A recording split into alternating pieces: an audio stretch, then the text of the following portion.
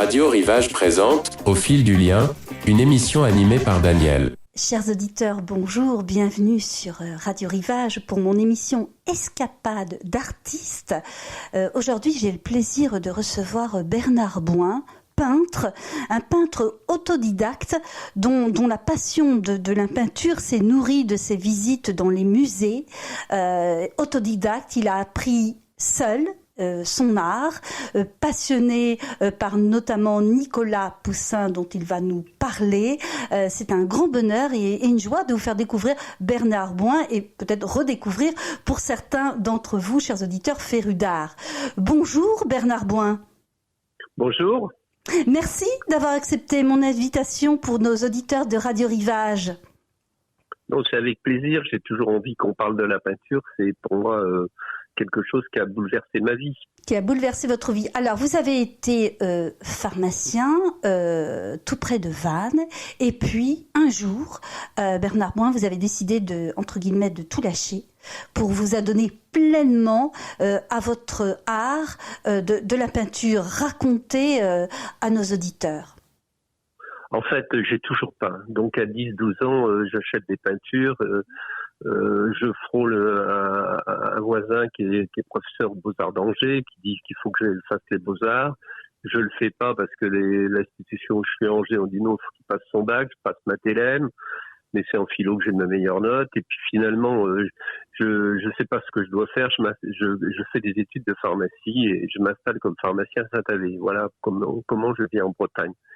Et pendant ce temps, évidemment, en Bretagne, je me mets à peindre toujours. J'ai toujours peint tous les ans. Je faisais une dizaine de toiles, quoi. Voilà.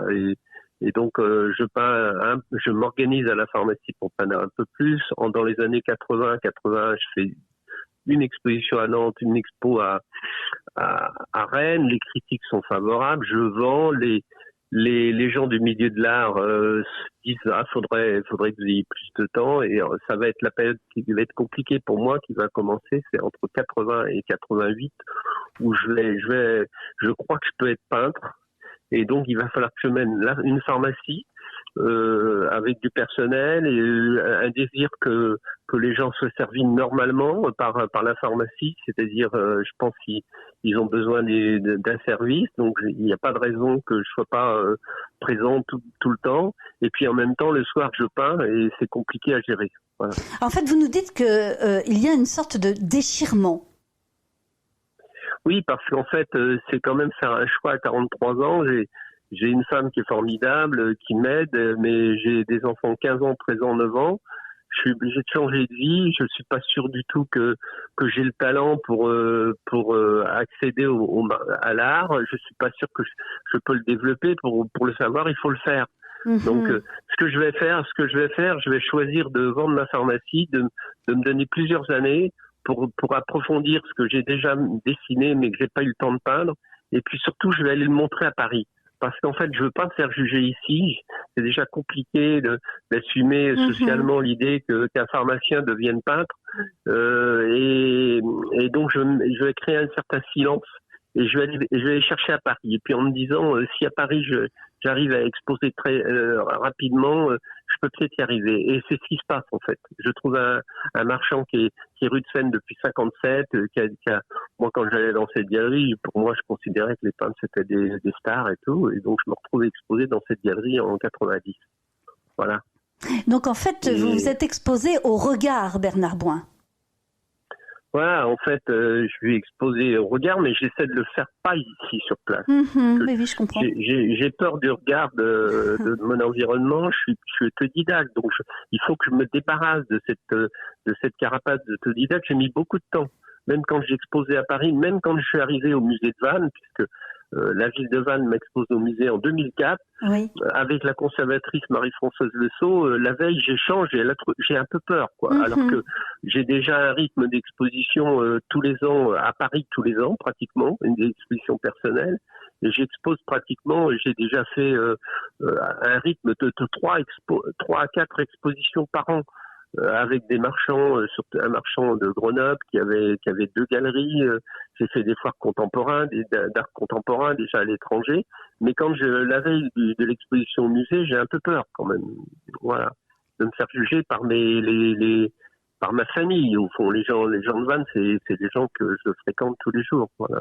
Alors, on comprend que peindre, pour vous, c'est viscéral, que vous avez en fait vraiment une conviction que c'est votre vie, et qu'en même temps, il vous faut quand même passer par une démarche pour être légitimé. Est-ce que c'est ça ?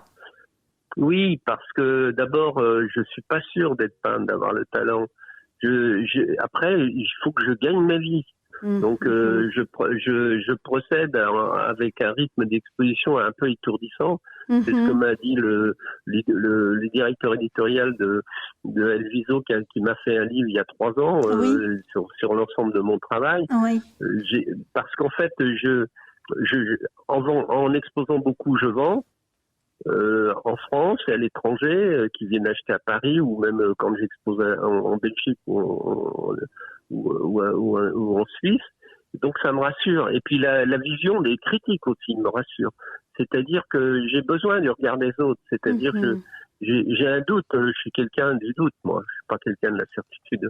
Donc en fait, le regard des autres, et puis aussi pour tout artiste d'être évalué, de pouvoir parler de ses sources d'inspiration, et notamment votre passion pour le peintre Nicolas Poussin.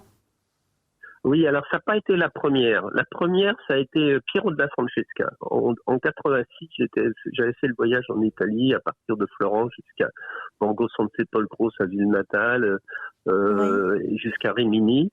Et puis, parce que ce que j'aimais, c'est la géométrie, et le sens de la lumière dans la composition de ces primitifs italiens.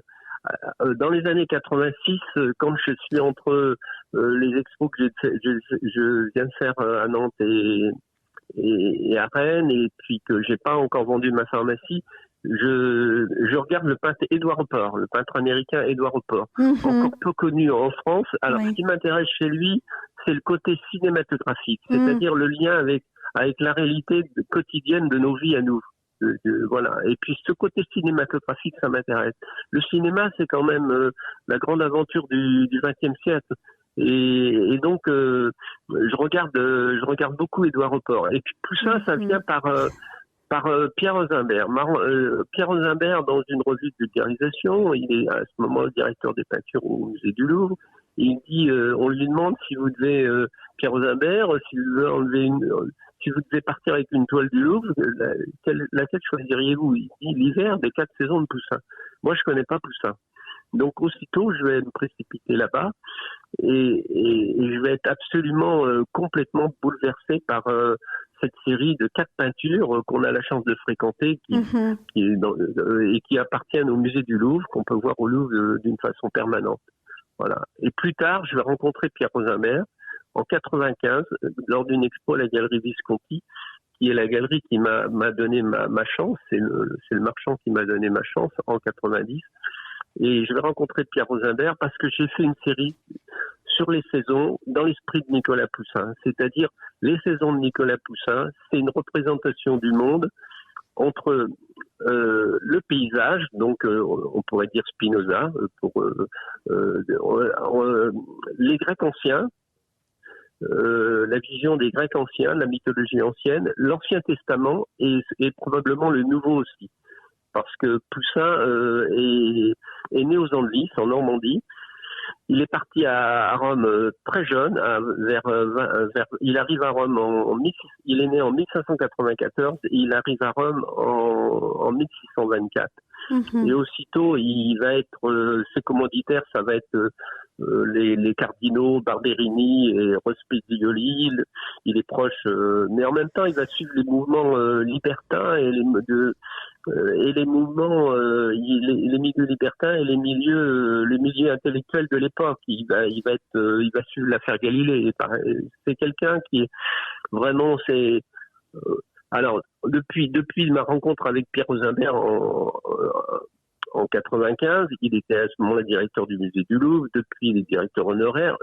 J'ai une relation amicale avec lui, c'est-à-dire j'ai la facilité de l'appeler quand je veux, le dimanche, le plus souvent parce que c'est là qu'il travaille pas. Et on échange sur Poussin. Alors lui, il dit si on demande à 5 historiens d'art de niveau mondial, les 5 plus grands historiens d'art mondiaux sur la peinture, qu'on nous demande de citer 5 grands peintres, et il dit Poussin est toujours cité. Donc, lui, il le considère comme le plus grand peintre français de l'histoire de la peinture. Alors, pour en revenir à votre peinture, Bernard Bouin, les critiques d'art disent que le langage pictural de votre peinture s'inscrit dans la lignée de peintres éclectiques que sont Della Francesca, Giotto, Poussin, Bertus, Hopper, et ils disent à propos de votre peinture que le temps se fige et qu'il émane beaucoup de mystères, d'énigmes et de vibrations en fait faites de silence et toujours ce mystère concernant ce que vous peignez. Pouvez-vous raconter un peu à nos auditeurs quelles sont peut-être les sources intimes, émotionnelles de votre inspiration? En fait, très vite, je me suis mis à peindre des scènes nocturnes avec des lampadaires. Et au départ, ma peinture est complètement intuitive. Je me pose pas trop de questions. Je peins ce que j'aime. J'ai surtout une idée d'homme d'intériorité. Et après, je vois les critiques. Le premier critique qui a écrit sur mon travail d'une façon très assidue, c'est Marc Hérissé. Il tient la rubrique de la Gazette de l'Hôtel Drouot. Il a été 17 ans conseiller culturel à l'Élysée. Et lui, il est emballé par mon travail. Alors, moi, voilà, des relations comme ça m'a structuré parce que comme je suis quand même, je suis pas sûr d'être peintre. Je suis pas sûr que j'ai un talent à la hauteur de mon ambition. Donc, de voir Marc Hérissé s'intéresser à mon travail, ça me rassure. De même la vision de Pierre Rosenberg qui m'a accompagné tout le long de ma peinture, c'était très important. Alors alors je me pose et me dis mais pourquoi je peins les nuits? Alors je crois que je peins les nuits, c'est pas parce que je pense que la nuit, le monde m'apparaît dans sa vibration la plus profonde. Dans la journée, paradoxalement, je pense qu'il nous est caché par l'agitation quotidienne.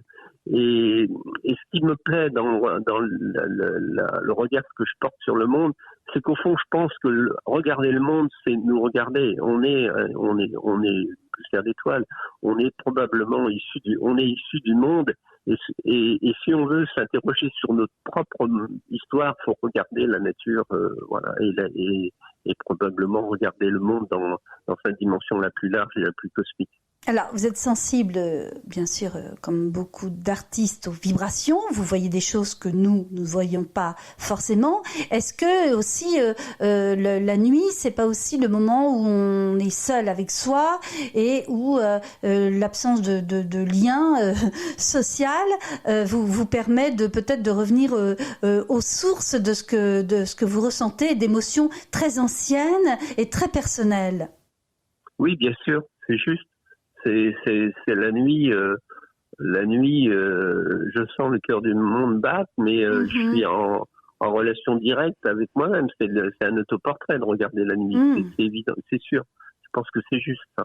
Alors les lampadaires, donc en fait sensibles aussi à l'espace urbain, mais auquel vous donnez une poésie, parce qu'un lampadaire allumé sur une rue déserte en pleine nuit, ce n'est pas forcément dans le langage commun, dans les représentations communes, quelque chose de très attractif. Qu'en pensez-vous ?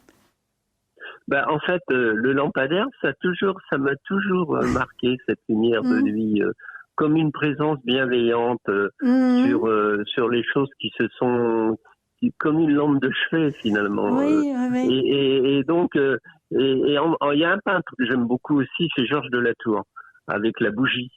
Alors pour moi, j'ai quelquefois dit dans des questionnements qu'on m'a posés, pour moi mes lampadaires c'est la bougie de Georges de la Tour. Au fond, c'est une lumière qui brille quand même dans la nuit. C'est quelque chose. On pourra pas dévoiler le mystère du monde, mais quelquefois on a peur du néant, voilà. Mais je pense que c'est peut-être une image métaphorique, oui. Un repère, un peu comme le phare. Un repère en Bretagne, voilà. Et puis aussi, vous savez, comme le phare pour les marins. Oui, exactement. Ou les étoiles. Étoiles. Ouais. Et puis les veilleuses aussi qu'on laisse dans les chambres d'enfants et aussi des personnes âgées pour qu'elles se repèrent. Donc c'est très riche attiré par la lumière. Alors vous avez dit dans certaines interviews, Bernard Bouin, que vous aviez à cœur de parler de votre art, de donner du sens, d'écrire sur ce que vous peignez. Ce n'est pas si courant pour un artiste. En fait, dans les années, à partir de 2000, au bout de 10 ou 12 ans, d'abord je voyais les articles qu'on écrivait sur moi. Au début, j'étais complètement surpris des textes que je trouvais martyrisés. Il parle d'artistes mystiques. Oui. Voilà, donc moi je m'en vois pas forcément comme ça, mais d'un mysticisme profane probablement. Mais peut-être que je après, j'essaie de comprendre moi-même ce que j'essaie de faire. Bon, l'artiste n'est pas le mieux placé. C'est pour ça qu'on expose. Parce que quand j'expose, j'ai pris de la distance avec mon travail. À la limite, je rentre dans la salle d'exposition, je me dis fais en sorte que ce soit. Pense pas que ce soit toi qui ait fait ça, juge comme si je vais voir une exposition d'un autre peintre. Mettre de la distance à travers son travail pour essayer de mieux l'analyser, voilà. Ouais, vous voyez, c'est ça. C'est-à-dire que ce que je cherche, c'est aussi à comprendre ce que je fais. C'est-à-dire ça, je comprends en partie ce que j'ai fait d'une façon peut-être intuitive. Ça va faire naître les prochaines peintures. Donc une sorte de dédoublement aussi chez vous. Voilà, oui. Pour vous permettre de. Alors après, à partir des années 2000-2010, j'ai dans le silence de mon atelier de Vannes, j'écoutais France Musique toute la journée, donc je me suis mis à m'intéresser de très près à la musique et après au texte. J'ai eu besoin de nourrir ma peinture. Moi qui suis pas de culture littéraire, je me suis rapproché des grands textes, des écrivains, et ceux avec lesquels je me disais oui, c'est ça. Ma vision du monde que je cherche, elle est là, voilà. Donc, mais quelquefois, ça passe par, ça passe par la musique. Par exemple, quand je me suis intéressé à Nietzsche par la musique, c'est après avoir écouté le concert de Ainsi parlait Zarathustra aux Folles Journées de Nantes que je me dis ah oui, René Martin avait fait un programme dans lequel il décrivait l'œuvre. Je me dis ah oui, c'est ça. Et puis comme Richard Strauss c'est un intellectuel, donc il avait beaucoup travaillé l'œuvre de Friedrich Nietzsche. Je suis rentré dans alors maintenant mon travail est nourri de formes littéraires, non pas que je fais des illustrations, mais que je cherche à le nourrir, parce qu'au fond, qu'est-ce qui me guide au total? Au départ, le plaisir de peindre. J'ai un vrai plaisir de peindre. C'est-à-dire, et en ça, je pourrais pas être un peintre de représenter. Donc, j'ai un vrai plaisir de représenter. Pour ça, je suis vraiment un peintre figuratif. J'aime la réalité. Alors, même si les mouvements de la peinture ne sont pas là, ils ont été plutôt, comme j'exposais, une forme d'attraction, ce qui a été une complexité pour moi, parce que je voulais rester moi-même, mais le marché n'était pas là, quoi. Donc, mais finalement, j'ai toujours trouvé des marchands qui puissent m'accompagner autour de ça. Et puis maintenant, à partir du moment où j'ai réussi à faire des expositions institutionnelles, je me suis rendu compte que c'était pas le même monde. Le milieu galerie qui m'a fait vivre,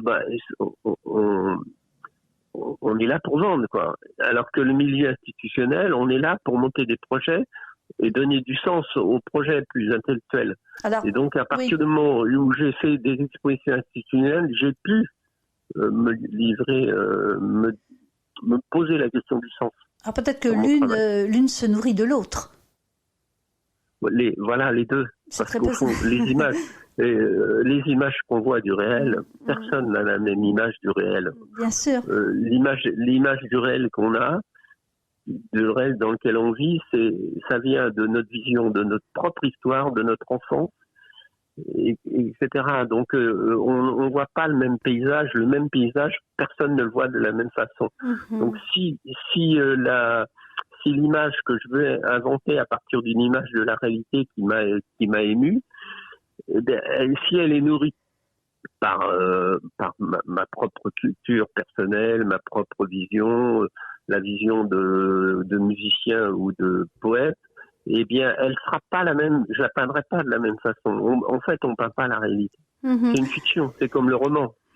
Exactement. Alors, quand La on vous passion. entend, Bernard Bouin, on sent aussi un besoin de ne pas être dépossédé de vous-même, de toujours avoir aussi des regards différents aussi pour vous réassurer. Et est-ce que vous vous retrouvez dans ce que je dis? Oui, bien sûr, je doute. Je doute. Vous doutez? Le parcours n'a rien changé. Bon, mon parcours au fond, qui a largement dépassé qui a largement dépassé le stade que j'espérais, puisque j'en ai vécu, mais n'a rien changé. Je doute toujours. Alors, bon, ma relation avec Rosenberg, qui est une personnalité énorme du monde de l'art, avec qui j'ai une proximité, je me dis quelquefois, bon, ça doit être de qualité ce que je fais, parce que ça ne s'arrêterait pas à moi comme ça. Mais en fait, qu'est-ce que je voudrais savoir à la fin, c'est que j'ai bien travaillé, quoi. Voilà. Alors, la notoriété dit pas grand-chose de la qualité de ce que vous faites. Il y a plein de gens connus qui passeront qui passeront, vous voyez. oui, Donc en fait, pas. moi ce que le rapport à l'argent de l'art, ça ne veut rien dire non plus. Il y a un marché qui fait briller certains peintres et pas d'autres. Oui. Donc, mais j'ai besoin de savoir si ce que j'ai fait c'était pertinent, que ça se tenait, quoi. Voilà, que ça peut-être que c'est important pour moi. Alors, oui, c'est d'autant plus important que est-ce que ce n'est pas relié, Bernard Bouin, au fait que vous êtes un artiste autodidacte? Peut-être, oui, peut-être, et puis peut-être aussi, par exemple, quand je parle avec Pierre Rosenberg, alors il me dit, on aborde des gens du star du marché, et quelquefois il a plus que des doutes. Alors il m'a dit, vous savez, Bernard, on a plein dans les musées, dans les réserves, des gens qui ont été à leur époque mondialement connus, dont on ne parle plus. Donc la notoriété d'une époque, c'est pas celle d'après. La génération qui suit a le droit de réinventer le monde, d'avoir une autre vision du monde. Alors oui, j'aimerais bien peut-être que je me sois pas, j'aimerais bien peut-être avoir fait, bon, faut pas être ambitieux, mais avoir fait quelque chose de bien, de propre, quoi, voilà, de sérieux, voilà. C'est-à-dire que vous nous parlez aussi de la question de la postérité. Oui, mais j'aurais envie que mon travail puisse se regarder dans 30 ou 40 ans, mais j'en sais rien. Et puis, c'est pas très... Mais en même temps, c'est pas très important non plus, parce que j'ai pas fait ça pour l'ego. C'est-à-dire, j'ai pas fait la peinture. J'ai fait la peinture parce que j'aimais peindre. Après, je l'ai développé sur mes questionnements intérieurs de métaphysique. C'était pas forcément le sens du marché. J'ai réussi à gagner ma vie quand même avec. J'ai réussi à trouver une notoriété qui me donne une liberté. Mais j'ai pas fait ça pour l'ego, c'est pas donc après même si tout disparaît, c'est pas grave. Voilà. Alors est-ce que vous rejoignez Virginia Woolf qui disait pour ses romans qu'elle trouvait tragique la vie d'une personne qui ne laissait pas une empreinte de son époque, qui n'avait pas la chance de créer, et elle pensait notamment à sa mère qui s'était beaucoup dévouée pour l'aide aux autres, et elle trouvait tragique elle de personnes qui ne peuvent pas créer, que ce soit un roman, une toile. Qu'en pensez-vous, vous, Bernard Bouin, cette empreinte qu'on peut laisser, une empreinte qu'on peut laisser pour son époque, disait Virginia Woolf. Est-ce que ça résonne en vous? Oui, si. Alors moi, j'aimerais bien, mais je serais mort, donc je m'en fiche un peu. Hein. Mais si, en fait, notre aventure, elle est on a chacun un monde intérieur à puiser. Mais elle est dans la relation. C'est-à-dire, sans l'autre, qu'est-ce que vaudrait la vie, quoi. Donc, si ma peinture donne a une résonance qui permet aux autres de s'y intéresser, oui, bien sûr. C'est ça, c'est de donner au monde une dimension, quoi. C'est-à-dire si on prend les grands peintres, donnent au monde une dimension qu'on ne voit pas. Oui. Voilà. Mais oui, et peut-être les clés pour voir le monde autrement. Voilà, pour le voir aussi. Autrement, parce qu'au fond, on est condamné au mystère. Hein. Oui. Il n'y a pas de doute. Hein. On y revient. Alors, on va terminer cette interview, Bernard Bouin, par l'exposition que vous préparez du 6 avril jusqu'au 3 novembre prochain au musée Poussin aux Andelys. Parlez-nous de cette exposition à venir. En fait, c'est Pierre Rosenberg qui m'en a parlé. Il va donner sa collection à la France. On va construire le musée du Grand Siècle sur les quais de Saint-Cloud. Mais au départ, il voulait faire ça aux Andelys, au musée Poussin. Bon, ils n'avaient pas les moyens, le département de l'Eure, d'avoir deux lieux du muséal, à la fois Giverny et les Andelys, donc ça s'est pas fait. Mais il me dit, mais pourquoi vous leur présentez pas votre travail au musée? Donc c'est ce que j'ai fait. Poussin m'intéresse parce que je trouve, en plus du peintre classique, il a une réflexion philosophique. C'est-à-dire Poussin, ça, à travers, malgré les commanditaires, il fait les sacrements, tout ça. Il est proche des milieux du Vatican, mais il fait aussi des œuvres sur les saisons. Il fait des œuvres sur la mythologie antique, etc. C'est un peintre qui lit beaucoup Montaigne. En fait, le lien entre Nietzsche et Montaigne que j'ai établi pour cette exposition, correspondance Montaigne, Poussin et Nietzsche, c'est Montaigne. C'est-à-dire, j'ai trouvé, c'est un philosophe qui s'occupe des archives Nietzsche, qui m'avait dit, mais vous savez, il a écrit sur les In Arcadiego Nietzsche de Poussin.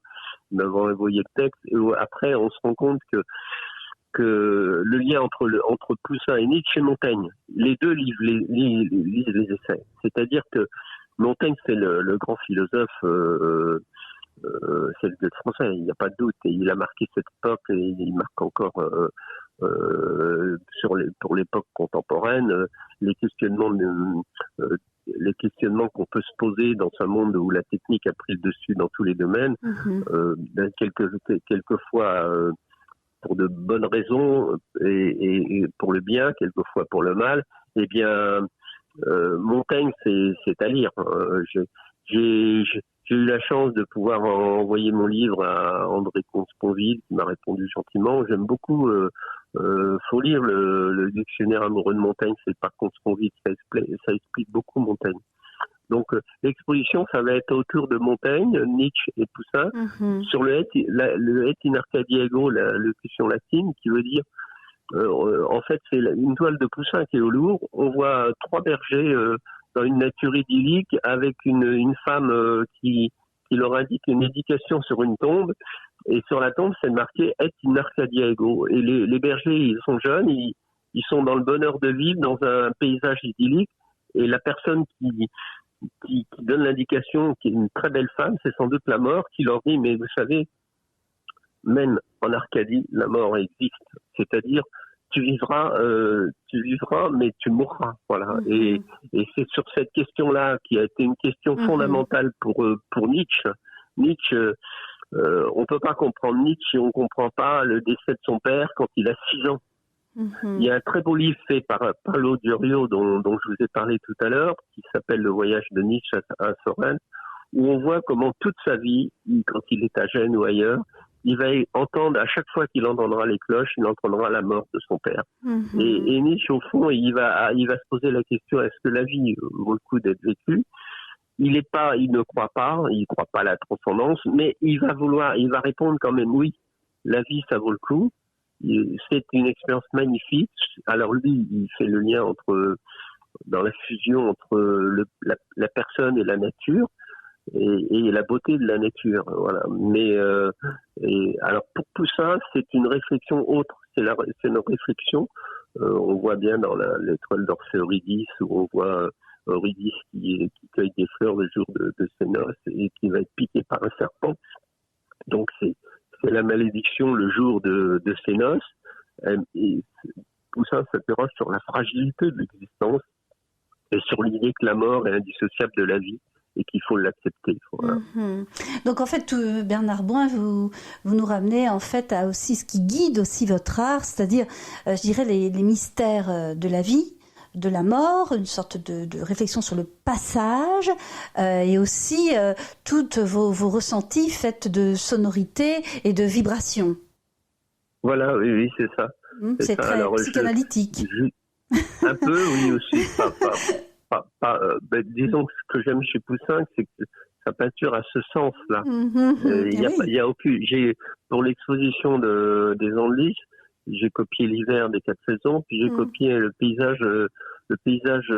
J'ai fait 3 copies. Une première copie qui est le massacre des Innocents, qui est au musée de Chantilly, qu'on voit peu, à cause des événements du 7 octobre. Et ça m'a frappé quand j'ai vu ces événements, et je me suis dit, Poussin a fait ça, le massacre des Innocents. Et c'est une toile qui est absolument poignante.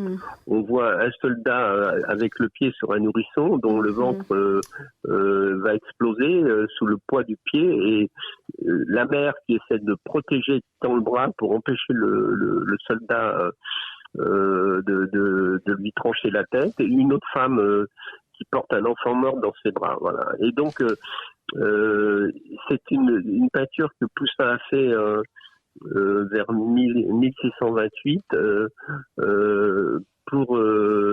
sur l'épisode de la Bible où Hérode demande de tuer. On pense qu'il a le futur roi des Juifs et parmi les naissances, donc il demande de tuer les enfants.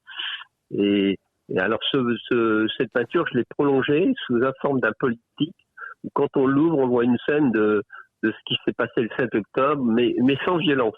Je montre juste des soldats sans violence, mais on voit l'explosion à Gaza. C'est-à-dire que ce que dit Pierre Rosenberg sur cette toile, c'est le massacre d'un innocent, le massacre de tous les innocents. Voilà. Oui, vous vous attachez au symbole qui traverse aussi les époques. Nous arrivons au terme de cette interview. Merci beaucoup Bernard Bouin de nous avoir accordé du temps, d'avoir partagé pour nos auditeurs, avec nos auditeurs, votre passion, votre art, tout ce qui vous nourrit. Vous reviendrez à mon micro de Radio Rivage pour nous parler de votre exposition. Merci, oui, je vous remercie. Nous ferons une émission spéciale. Vous pourrez davantage encore nous parler de tout ce qui vous nourrit. Passionnant échange que nous avons eu ce matin avec vous, Bernard Bouin. Merci beaucoup. Je vais remercier Marie-Noël et Jean-Marie qui nous ont aidés à préparer cette interview. Je remercie Bertrand pour le son, la technique, le montage et qui m'assiste à chacune de mes émissions. Je vous dis à très vite, Bernard Bouin. Merci beaucoup. Merci pour ces échanges passionnants qui vont nourrir aussi notre réflexion. Et puis, nous vous disons à très vite pour une prochaine édition spéciale pour nos auditeurs de Radio Rivage. Merci, chers auditeurs, pour vos nombreux messages sur notre page Facebook, mais aussi sur notre adresse mail de Radio Rivage. Merci beaucoup pour vos messages enthousiastes pour nos émissions Escapades d'artistes, l'art pour destination où nous interviewons des critiques d'art et aussi les politiques face à la question sociale où il est peut-être aussi parfois question d'art de communiquer avec les citoyens. Ça, c'est une autre histoire. À très vite, chers éditeurs. Très belle journée à vous, Bernard Bouin. Merci beaucoup. Merci, à très vite, chers auditeurs. C'était Au fil du lien, une émission animée par Daniel sur Radio Rivage.